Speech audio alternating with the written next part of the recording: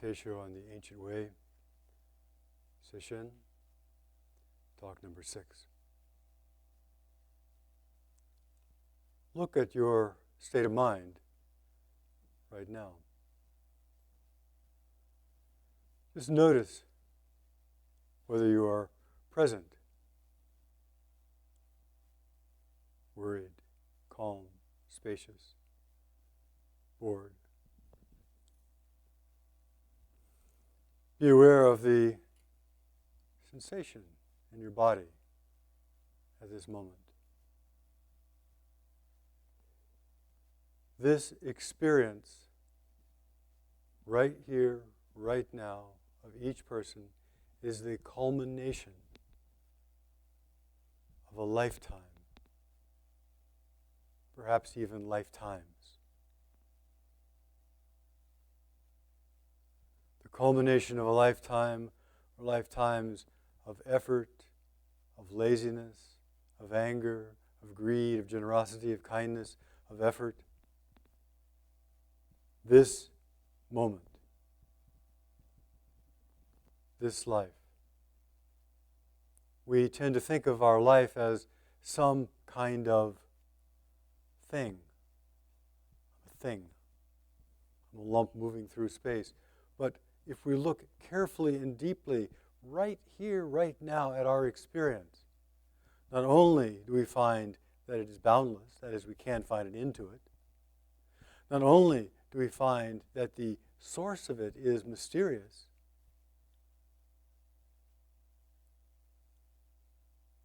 but we find that we are not small, isolated, alone. That our intimate experience,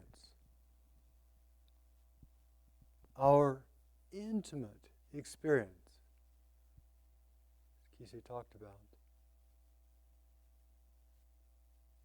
is intimate, everything we see, hear, feel, think.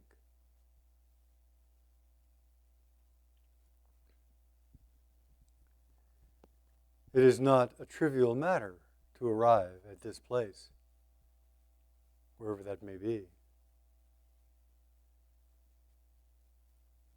In a way, you could say it's easy, because the whole course of history has led to this. On the other hand, of the infinite number of places that we could be at this moment, somehow, here we are. Somehow, we have arrived at a place where we can practice Dharma in such propitious circumstances. That somehow we have arrived at a place where we can hear the teachings that we are not broken. That this experience right here that each of us is having as we sit and breathe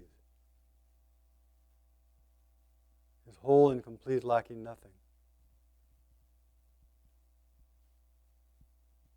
Admittedly, on another level, there's some work to be done. But if we're working from the fundamental truth, it's very different work than if we're working from the brokenness truth.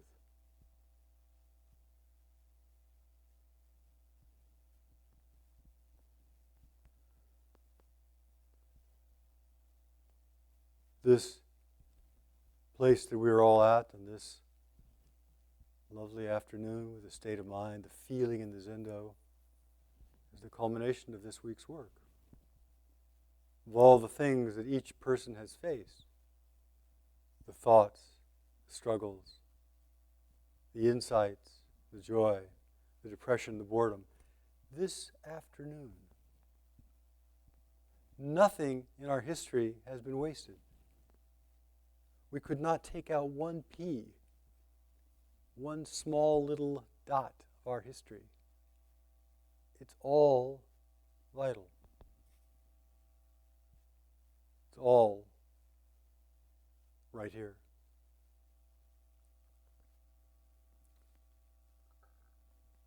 So in this sense, we don't think of Sesshin as, okay, if I sit long enough and hard enough, I'll get to someplace else. Oh yes, the crescendo of a Sesshin is, as we approach the, whatever day this is, approach the next few days. It's not. The crescendo, the apex, the point of great penetration is right here, right now, right where birth and death come to meet.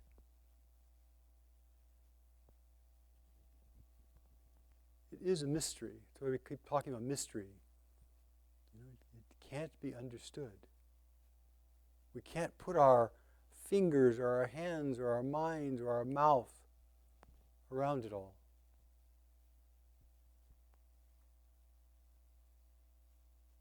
The Buddha says if anybody who tries to actually follow all the threads of cause and effect that led to this moment, it will drive them mad. So, suggest not doing that right now.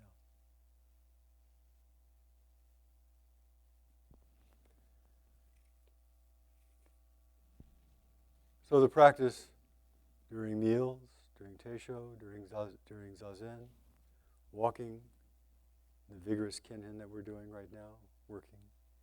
The practice is intimate awareness. Intimate awareness, not of the stuff,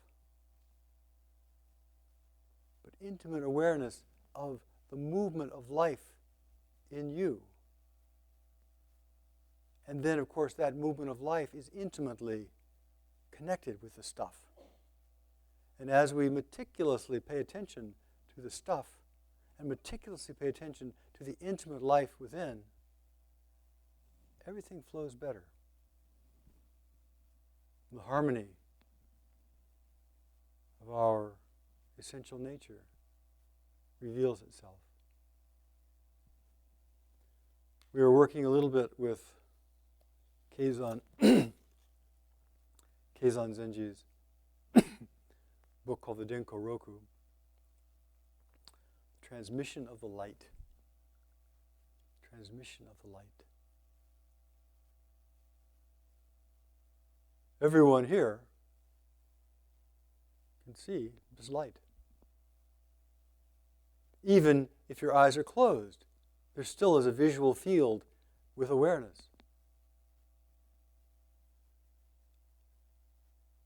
This light that he is talking about is not the passing on of a candle, although it has that implication too. It's the recognition of the light that's always present. And yet, a bell which is not hit does not ring.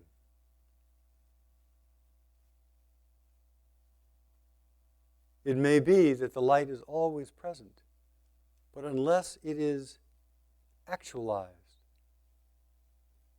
it's not transmitted. It's not realized. And so, a bell which is not struck does not ring. It's still a bell. It's always a bell. But the striking of the bell is a vital part of the bell's function, a vital part of the bell's offering to the world, a vital part of the bell's fullness. A bell with no sound is not a whole bell.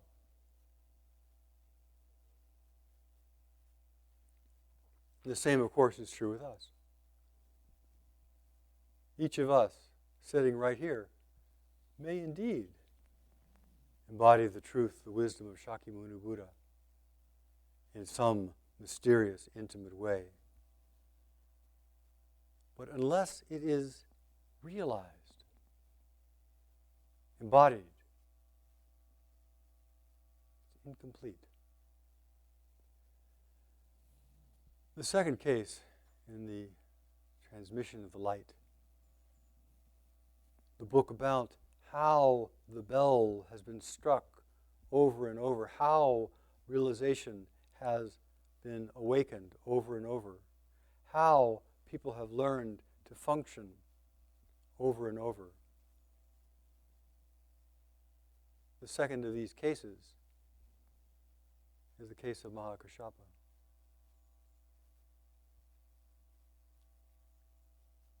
I talked at least before the other talks, about Shakyamuni Buddha. That is the essential truth of our own fundamental awareness in this moment is the exact same truth, the fundamental awareness of Shakyamuni Buddha. It can't be otherwise. It's not personal. It's not about our weird little personalities. The fundamental truth of awareness at this moment has no other. So that whole first case is simply pointing this out and pointing this out. And yet, that's the case all the time. It doesn't matter whether the light is transmitted or not. But just the fact that there is a certain wisdom and truth present at all times, in a way, is not enough. And so these stories about how does it become actualized? How does it become actualized and how does it function? And the next story is Mahakashapa. Mahakashapa was one of the Buddha's senior disciples. And the classic Zen koan, which is both in the Denko Roku and in the Mumonkan and other texts. Shakyamuni Buddha is giving a Teisho one day, giving a Dharma talk to his assembly. And he comes out to do his talk, but instead of actually talking, he simply holds up a flower. And he smiles or blinks. Everyone said, "Oh, that's very nice, nice flower." So what? And Mahakashapa smiles. And then in the koan, the Buddha says some version of, "I have the treasury of the eye of the true Dharma and the wondrous mind of Nirvana, and I now transmit it to Mahakashapa."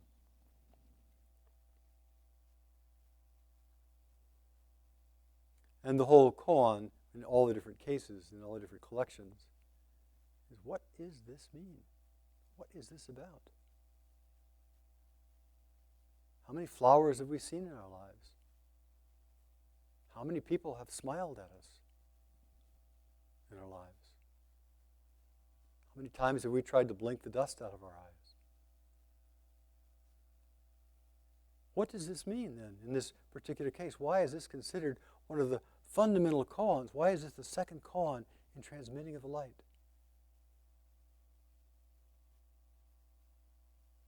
And obviously, because of the nature of these koans, these collections were different teachers' effort, offering to try to be of benefit to the students who were reading, working on, passing them on. So this is Keizan Zenji's offering to us. This particular case, offering to us. The Buddha holds up a flower, blinks, Mahakashapa smiles, and the Dharma is transmitted. Where is this flower?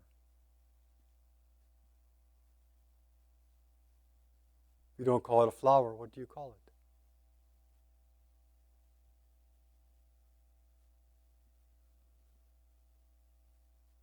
He blinked. Light, dark, up, down. These things disappeared up here. We can all do this. We all have actually blinked many times, in case you didn't know.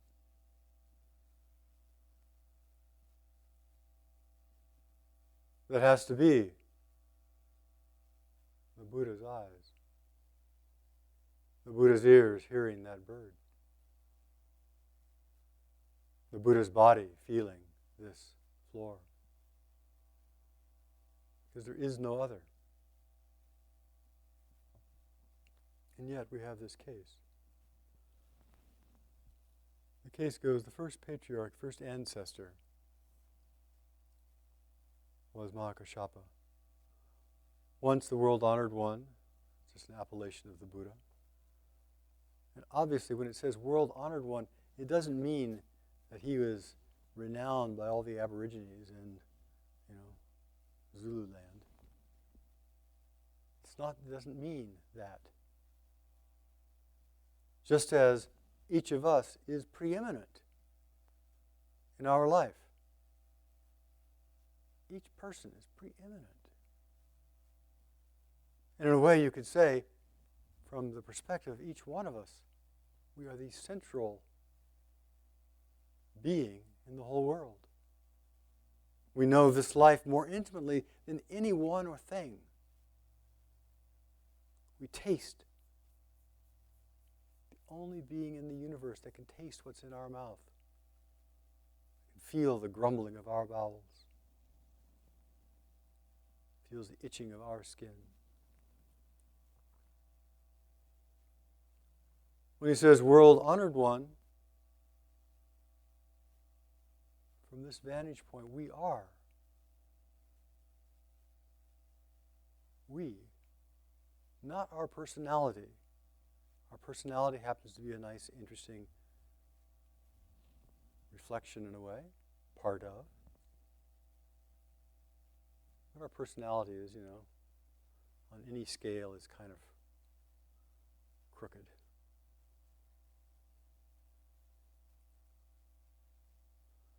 The world-honored one came forward, held up a flower, blinked. Kashyapa smiled. The world-honored one said, I have the treasury of the eye of the true Dharma and the wondrous mind of Nirvana, and I now transmit it to Mahakashapa. And that's the whole case. So if you're working on koans, that's the whole case.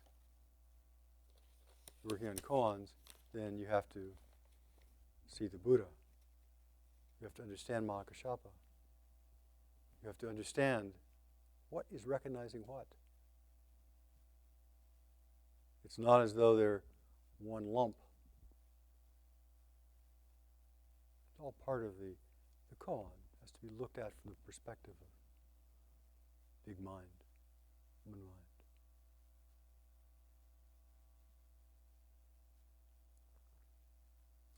When we look at our own eye blinking right now, and our own breath breathing right now, that mysterious process that none of us understands, the mysterious process of the taste in our own mouth, which none of us understands, the mysterious process of the feeling in our hands, which can't be transmitted to anybody else. No one could ever know what it feels like to be inside these hands, this skin. When we rest in this direct experience, it is ahistorical. This direct experience has no history.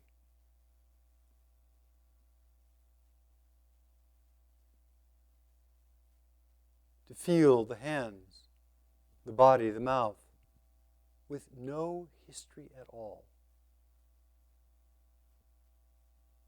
No becauses, no what-ifs, no shouldas.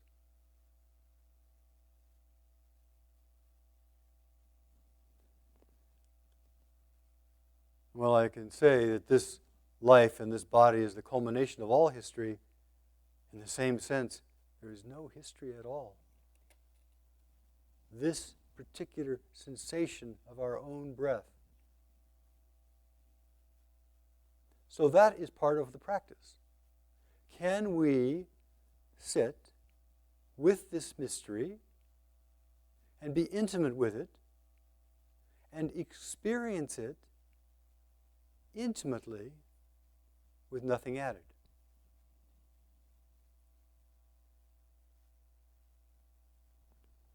Not so hard in a way.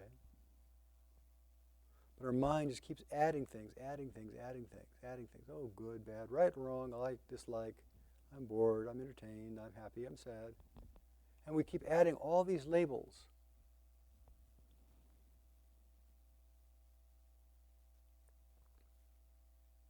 but to actually feel and experience your own life with nothing extra before we learn how to speak. As far as we can tell, there is pure sensation, no labels, no even self or other. That's a recognition that comes at a particular developmental stage.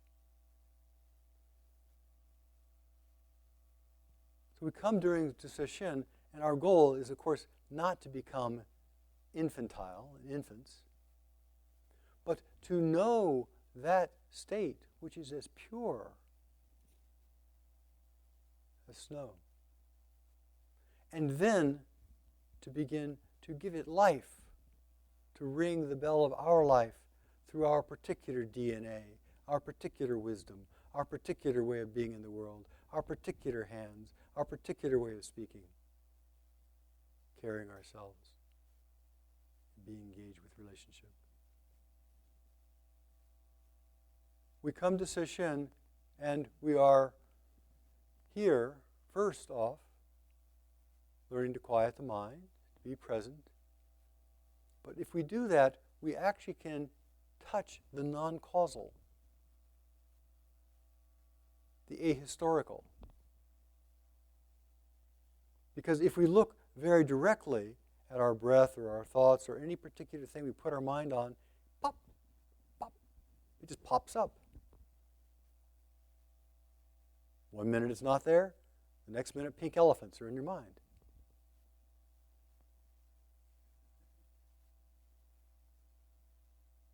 Everything, we turn our attention. We don't, in our experience right now, it's whatever it is, and suddenly we think about our left ear. Pop, there it is. Our chin, pop, there it is. When we look at it in this very intimate, direct way, it is the non-historical, acausal way. Whatever we turn our attention to, pop, there it is.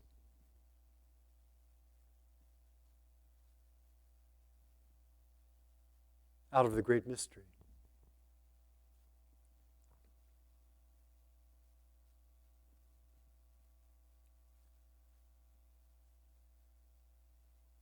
It's a different view of life that involves faith. That this process, this amazing, unknowable process of things appearing and then disappearing and appearing and disappearing and appearing and disappearing constantly and consistently through our life in ways that we can't even fathom, plunge the depths.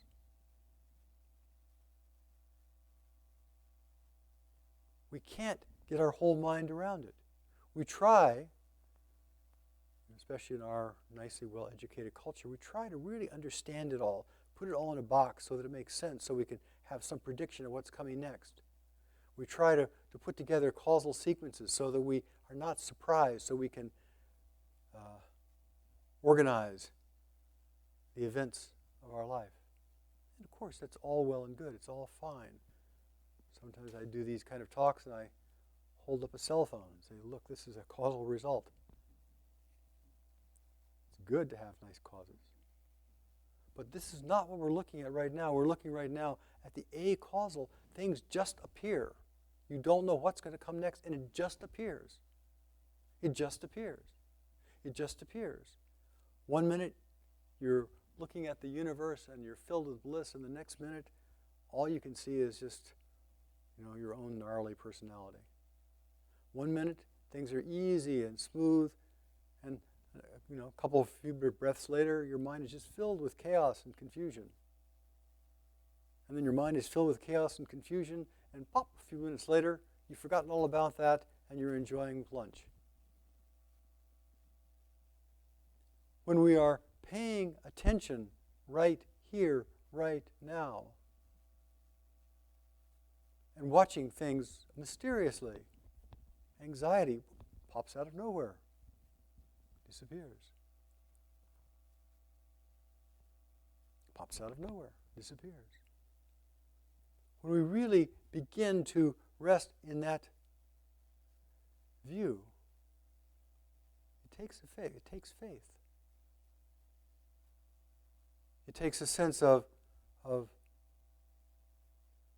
we have to have some clear experience of ourself beyond the personality. When things just emerge, pop, pop, pop, and we don't know what's going to happen next, and we actually look at that real truth, it's a little scary because we're so used to controlling things and keeping things in order and figuring out what's going to happen next. And do I like what we're going to have for lunch or not like what we're going to have for lunch? But to actually rest right in this moment with the mind quiet, experiencing fully, and watching things just change, watching things pop, pop, pop. It takes faith. We don't know how it's going to turn. We don't know what's going to come next. And when people first touch that, there's often a real anxiety, a terror about it. I'm so used to having control of my world, and suddenly I realize, oh, maybe it's all just a mystery. Nobody has control of it. It certainly looks like that when you look at the news.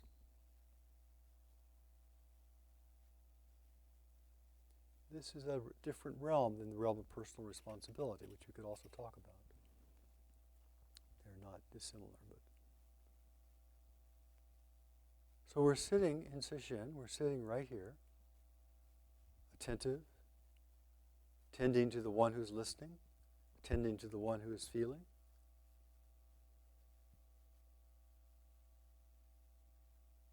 Asparagus. We don't know what's going to come next. Anything could come next. Cherry tomatoes, who knows? And when we are really actually sitting in that way, there's a kind of surprise that happens. Oh, look, another crazy person has just arrived at my doorstep. Yep. Right, all right, deal with that.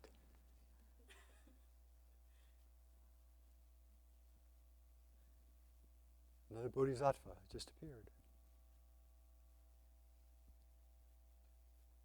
And when we're sitting in Sesshin, of course, it's the same way. Crazy old friend from the past suddenly rears their head and they disappear. Interesting. The Buddha held up a flower, smiled. Simultaneously, Mahakashapa held up a flower, blinked. Simultaneously, Mahakashapa smiled. Or we could say Mahakashapa held up a flower, and simultaneously, Shakyamuni Buddha blinked. And everybody smiled.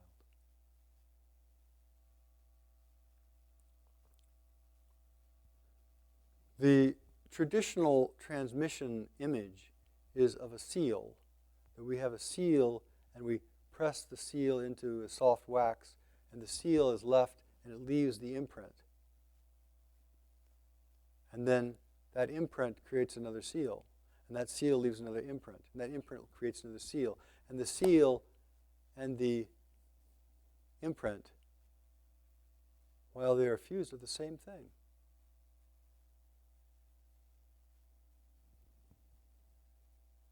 The transmission of the Buddha and Mahakashapa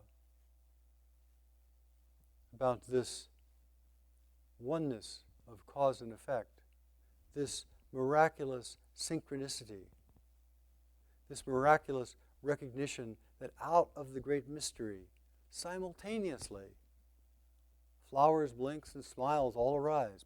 Pop. That simultaneously, we are aware of the oneness, cause and effect, the ahistorical, the non-dual, whatever you want to say. So this is an ahistorical koan, a non-causal expression.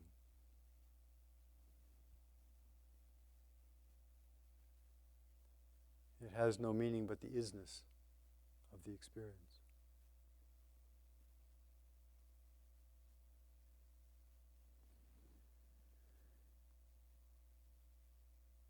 one of the elements of faith for each person here, all of us,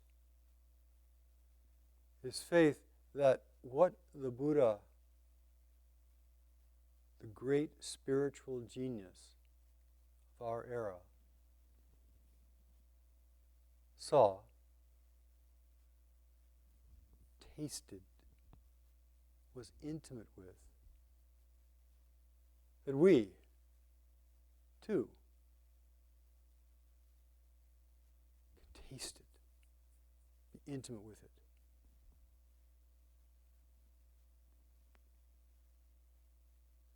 It is true that a great spiritual genius like the Buddha or somebody like the Dalai Lama has got a level of upaya, a level of skillful means that is extraordinary.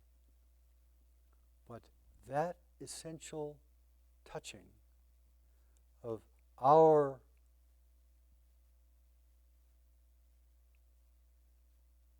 blink and the Buddha's smile, that essential recognition of the Buddha's embodiment of the great truth and our knowing that one thing doesn't have to be fixed. But sometimes when we are in our ordinary way of confused thinking, and all that stuff just sounds like jibber jabber. Sounds like just a bunch of. And at that moment, at that time, that's when faith comes into play. I feel that faith is when we have some direct experience, some deep experience. It may last a millisecond. It may last a timeless amount of time. It may be a timeless experience. No time. And it disappears quickly.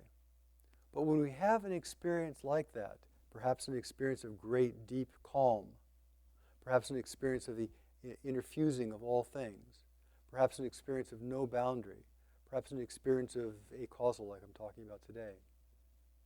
When we have an experience like that, because it's an experience, all experience disappears. It's inevitable. One of the traps that happens in Sesshin, especially as it goes on, is people have these little experiences, these little pops, and of course they just disappear. It's what always happens. Nothing we can do about that. But you know something about reality, about the nature of your own mind, which you didn't know before. Someone can have sex one time, and they know something about that which they didn't know before, even if it's the only time in their whole life. In the spiritual realm, we have a little glimpse, a taste, a touch of grace, an insight, a kincho, an opening. And of course, like all things, it disappears. That's normal. How much do we like to hang on to it and figure out how to get back to it and all the stuff that we all do. But because we have experienced something intimately with our own being, there is a root of faith that even though the experience may not be there, even though the world may look like it's total chaos and we're floundering in it, somewhere in our heart there's a truth. Oh yes, I've known that. And in a way, that's part of what Dharma talks are about, is trying to talk to this truth, this root of faith, this heart of knowing that each of us has, and to awaken your recognition of it. Sometimes I ask people, what is your deepest spiritual experience? What's an experience that touched you as a child, as a young person? Something you knew was true. Psychedelics. And people often will have something in their life that happened somewhere. And of course, all disappears like normal. But when we recall that truth, it is the root of faith that enables us to keep practicing. It is the root of faith. We never have the same experience twice, at least certainly not my experience. But there is a recognition which can happen repeatedly.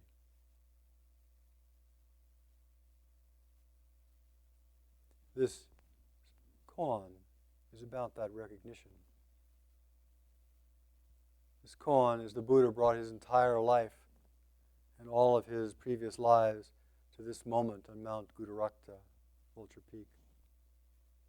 Mahakashapa brought his entire life and all of his decades of practice and all of his previous lives to that moment. And at that moment, there is a recognition. Not I recognize something, but there is a mutual recognition of awareness recognizing awareness. And the nature of awareness recognizing awareness is awareness. And there's awareness, and the Buddha smiles. Mahakashapa holds up the flower. And there's awareness. The Buddha appears right where you're sitting.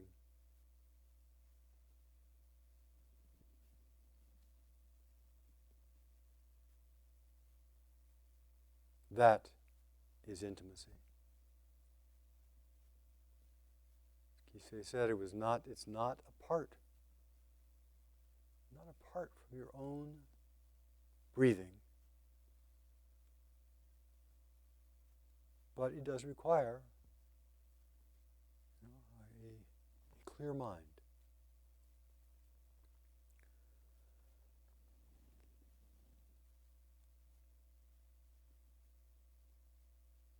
And even if we recognize something, it does require some cleaning up of old habits and fixed views. The next koan is Ananda. The second ancestor was the Venerable Ananda. He asked the Venerable Kashyapa, Elder Dharma brother, when the world honored one transmitted the gold brocade robe to you, did he transmit anything else? Kashyapa called Ananda. Ananda replied, yes. Kashyapa said, knock down the flagpole in front of the gate. Ananda was greatly awakened. The knock down the flagpole in front of the gate is a cultural thing. It has to be explained. That's just means, the dialogue is over. The Dharma talk is ended. The display of Dharma understanding is complete. That's all it means. Ananda was the Buddha's nephew and sat by the Buddha's side and walked by the Buddha's side and slept by the Buddha's side and listened to all the Buddha's talks for 20 years. And he was so focused and so fixated on what the Buddha said. And he listened to so carefully that after the Buddha died, the first assembly of all the bhikkhus, they asked him to come forward and say, what did the Buddha say? And then Ananda says, thus have I heard. And he recites the sutra. The story is that Ananda was not going to be invited to this convocation of arhats, of enlightened beings, because his mind was still confused, despite having been by the Buddha's side for 20 years. And this particular koan points to something that we all get to deal with. When the Buddha transmitted the Dharma to Mahakashapa, when any of the ancestors transmit the Dharma, what is actually transmitted? When we say that right here, right now, awakens Maitreya Buddha, the Buddha of the future, right here, right now, what changed? What's different? Ananda saw this symbol. One of the traditional symbols of transmission is giving a robe. It's been a symbol for millennia. Give a robe as a symbol of transmission. We recite that little verse in the morning. Can't remember the current version. Vast is the robe of liberation, a formless field of benefaction. Wherein the Tathagata's teaching, I benefit all beings. Vast is the robe of liberation, of course, means everything. That frog is part of the robe of liberation. This light, these sounds. Vast is the robe of liberation. Everything is that robe. We put on the whole world. We put on our skin, the whole world, each morning. And the symbol of that is this garment. 7, 21, however many stripes they make them out of. Be plain, can be ornate, all sorts of things. So so Ananda saw this, the Buddha gave Mahakashapa this robe. Here's your transmission. Here's the symbol of your transmission. Here's the symbol.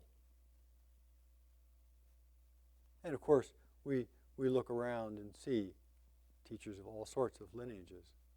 They have different symbols of their transmission and authority. And he's asking, is that all? This thing that I can see? This robe? Was there something special and secret that was given in the middle of the night?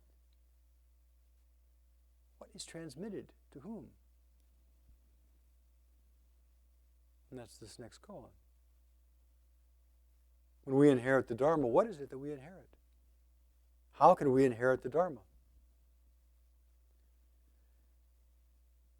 In a way, it's very much like an unstruck bell.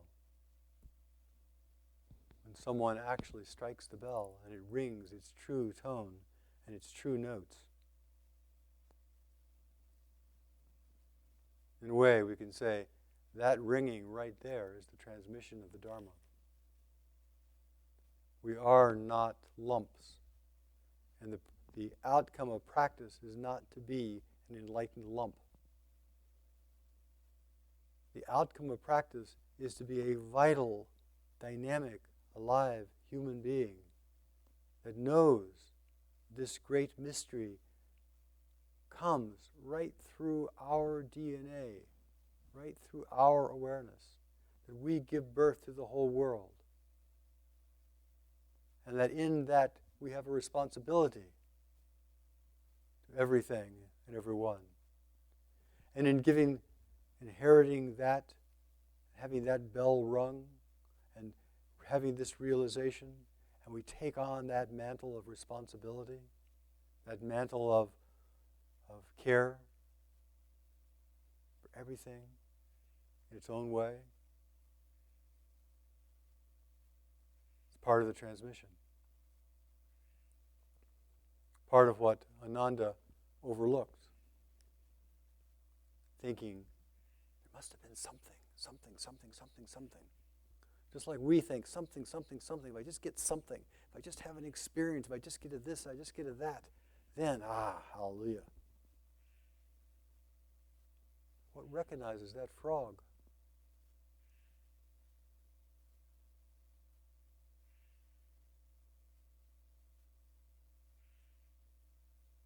In a way, that frog and our awareness of that frog is the ringing of this bell of Dharma. It's the functioning, acausal, not personal, vital and alive, intimate.